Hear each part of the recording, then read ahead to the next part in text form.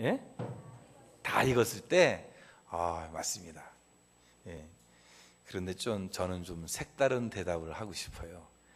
사과를 언제 따먹는 것이 가장 맛있는가? 주인이 없을 때, 주인이 없을 때 따먹는 게 가장 맛있지 않는가? 실제로 가장 맛있게 먹을 때는 언젠가? 물론 시장할 때 먹으면 맛있겠죠. 근데 감사하며 먹을 때 가장 맛있게 먹는, 음식은 어떻게 먹는 것이 가장 맛있어요? 감사하며. 예, 보리밥 한 그릇이라도, 보리밥 한 그릇이라도 감사하면서 그걸 먹는 거예요. 예. 제가 어렸을 때는, 우리 어머님이 그렇게 말씀하시더라고요. 제가 어렸을 때 감자하고 밥을 내놓으면 저는 감자를 먹었다는 거예요. 이 녀석은 왜 감자를 이렇게 좋아하나? 밥을 먹지 않고 감자를 먹었다. 지금도 감자를 역시 좋아해요. 모든 감자, 감자 부침개, 감자 찐 거, 감자, 또 포테이토 칩, 감자를 좋아하는데, 네? 가장 맛있는 음식은 감사할 때 맛있게 먹을 수 있어요. 감사가 없으면 맛이 나지 않는 거죠. 사람들 가운데 가장 감사해야 할 사람이 감사하지 못하고 원망하면서 사는 사람이 있어요. 그런 사람은 좀 어리다든가 아니면 어리석은 사람이라고 볼 수 있어요. 보편적으로 일반적인 사람들은 어떤 때는 감사도 하고 어떤 때는 원망도 하고 하면서 그렇게 살아가고 있어요. 근데 이스라엘 백성들은 출애굽이라는 큰 감사가 있었는데 먹는 문제로 하나님께 불평과 원망을 했어요. 큰 것에 은혜를 받았는데 작은 것에 문제 때문에 감사하지 못하고 원망하고 불평하는 때가 너무나 많았다는 거예요. 그래서 때로는 이 모세를 잡아서 막 죽이려는 생각까지도 했었어요. 하나님의 큰 틀에서 축복과 은혜를 받았는데 감사하지 못하고 삶의 현장의 작은 것 때문에 마음이 불편하고 분노가 끓어오르고 불평과 원망의 삶을 살 수 있다는 거예요. 그러니까 이런 거예요. 물에 빠진 사람 건져 놓으니까 자기 보따리 어디 있냐고 찾아놓으라고 하는 소리. 사람 살려놓았더니 내 거 찾아내 큰 소리 치는 거 마찬가지. 그런 삶을 우리가 살 수 있다는 거예요. 원망은 어리석은 일입니다. 잠언 19장 3절 말씀에 보면 사람이 미련함으로 자기 길을 굽게 하고 마음으로 여호와를 원망하느니라. 사람이 미련해서 하나님께 원망한다는 거예요. 그러니까 성경도 원망하는 게 미련한 일이다. 옛말에도 대인은 감사할 것을 찾고 소인은 원망할 것을 찾는다 그랬어요. 여러분들은 다 대인이 되시기 바랍니다. 감사할 걸 찾으란 말이에요. 원망할 걸 찾지 말고 감사할 걸 찾아. 우리 삶에서 감사 없는 삶은 맹목적이고 감사 없는 기도는 원망뿐이 할 게 없는 것이에요. 성경에는요, 다른 종교의 경전보다도 감사라는 말이 많이 기록되어 있어요. 이 감사는 바로 기독교의 종교적 정체성이라 할 수 있어요. 그러니까 기독교는 감사의 종교다. 성경의 원어에 나오는 감사라는 말은 카리스라는 말인데 이 말은 다른 말로 은혜라는 말이에요. 은혜. 그러니까 은혜라는 이 말은 곧 감사라는 말이에요. 하나님께서 우리의 은혜를 베풀어 주셨어요.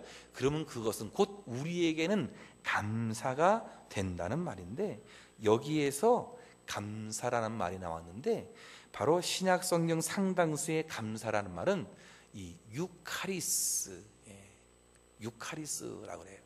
이건 뭐 좋은 선물이라는 뜻이에요. 그래서 이것은 축복이다라는 의미를 가지고 있는, 참된 감사는 뭐냐? 감사는 은혜 받은 자가 은혜를 베푼 자에게 고마움을 표시하는 게, 그것이 감사가 되는 것이에요. 시편 기자가 말한 대로 내게 주신 은혜를 무엇으로 보답할꼬, 이 마음이 감사라는 거예요. 내게 주신 은혜를 무엇으로 보답할꼬, 이게 감사의 마음. 여러분은 지금까지 어떻게 살아오셨어요? 뭐 저는 여러분의 삶을 다는 모르잖아요. 자, 그런데 이런 시편 기자와 같이 그런 질문을 해야 돼. 나에게 내게 주신 은혜를 무엇으로 보답할꼬, 이런 마음으로 하나님께 나아가야 될 수 있어요. 여러분, 로라 슐레이징어라는 박사가 쓴 아주 베스트셀러였었는데, 인생을 망치는 7가지 변명이라는 책이 있어요. 인생을 망치는 7가지 변명. 늘 벽면만 늘어놓는 사람, 생각은 있으나 결단하지 못하는 사람은 성공할 수 있는 자신의 인생을 망친다. 감사할 수 있는데 변명하는 거란 말이에요. 그러면 안 된다는 거예요. 은혜를 보답할 수 있는데 변명하고 딴 거예요. 그러면 인생을 망칠 수도 있게 된다는 사실입니다. 인생은요, 요술이나 마술이 아닙니다. 인생을 살다 보면 행복한 순간도 있고 기쁨의 순간도 있고, 때로는 고난과 역경의 순간순간 실패와 좌절의 자리에 빠질 때도 있는 거예요. 때로 이런저런 실패들이 우리의 인생살이에서 우리의 마음을 막 방망이를 치듯이 다가온 이런 실패가 예고도 없이 막 찾아올 때가 있는 거란 말이죠. 고난당하는 당사자는 이 고난을 통해서 나 자신을 성찰할 수 있는 기회를 삼으면 큰 은혜도 받고 자기에게 유익이 되기도 하고, 그것이 복이 되기도 한다는 거예요. 오늘 본문에 나오는 요나라는 사람 너무 잘 알잖아요.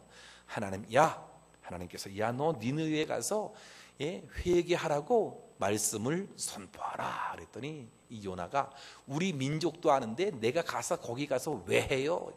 도망갔어요. 다시스로 가는 배에 올라서 도망가 버렸어요.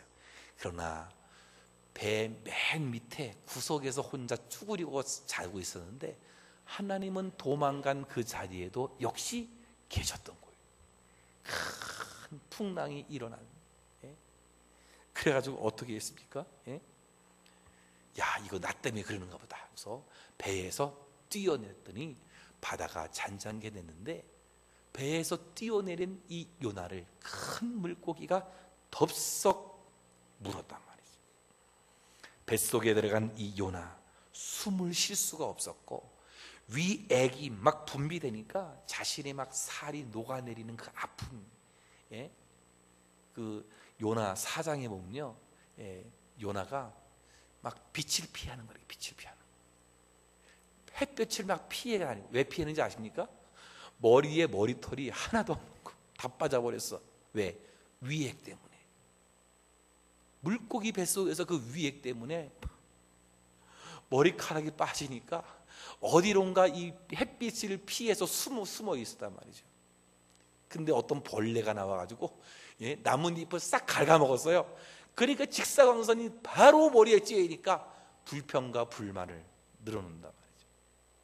우리 인생이 이와 마찬가지란 말이에요. 자, 그런데 이 고통 속에 뱃속에서 막 몸부림치던 이 요나가 어떤 말을 했냐? 수월의 뱃속에서 내가 부르짖었다. 수월의 뱃속에서 내가 부르짖었다. 이 수월이란 말은 지옥과 같은 지옥, 음부라는 말을 의미하고 있어요. 그 고통이 얼마나 처절했든지 여기가 지옥이구나. 막 죽음이 막 몰려오는 거 아니에요, 그렇죠? 막 지금 막 죽으려고 그러는 거예요. 지금 숨도 가쁘고 이제 숨도 더 이상 쉴 수도 없고 막 혼절할 그런 위기가, 그 위기로 인해서 막 살이 막 녹아져 내려가고 뭐 아픔 분간할 수 없고 캄캄한 가운데 그가 막 빠져 있는 거란 말이죠. 살고 싶어서 몸부림쳐도 오히려 이 물고기가 그것을 소화시키려고 얼마나 그 위가 작용을 하겠어요, 그렇죠? 북적북적하면서 소화시키려고.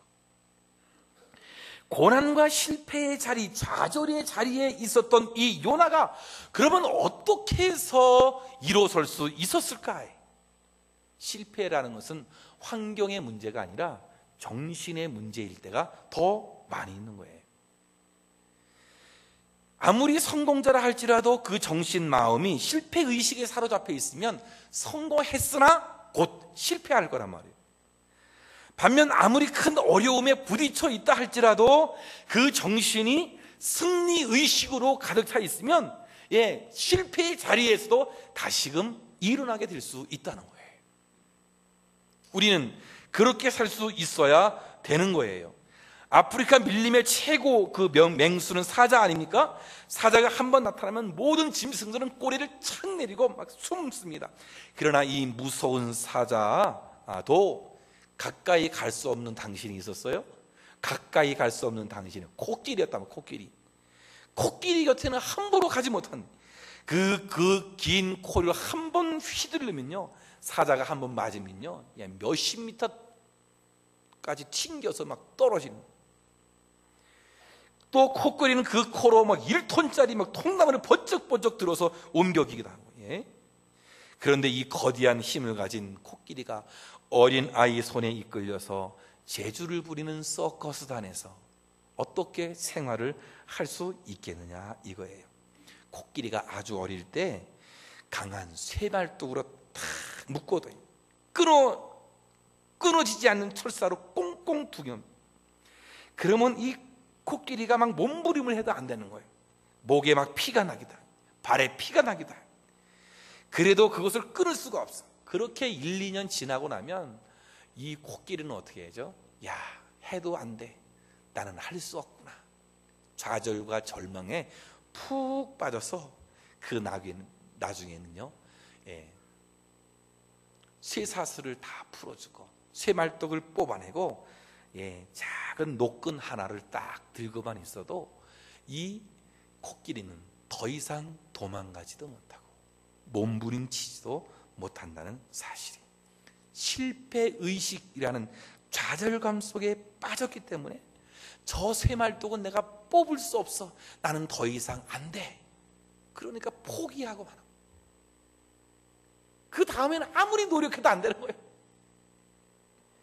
이 끈은 절대로 끊을 수 없다. 이런 의식. 우리 인생도 마찬가지. 실패가 두려운 게 아니라 이 실패를 극복할 수 없어서 넘어지는 것이 아니고 나는 다시는 일어날 수 없어. 나는 절대로 안 돼. 나는 해도 안 돼. 이런 좌절감, 실패의식이 우리를 무너뜨리고 있다는 거예요. 실패 자체는 실패 아니에요. 실패할 때는 그 의식이 실패일 뿐이라는 거예요. 그렇다면 실패의 자리, 낙심의 자리, 좌절과 절망의 자리에 있었던 이 요나가 어떻게 다시금 힘을 얻고 일어날 수 있었느냐? 그는 감사가 마음에 있었던 거예요. 감사로 말미암아 실패의 자리에서 일어나요. 감사로 말미암아 좌절과 절망 속에서 그가 일어날 수 있었던 거예요. 그러니까 감사라고 하는 것은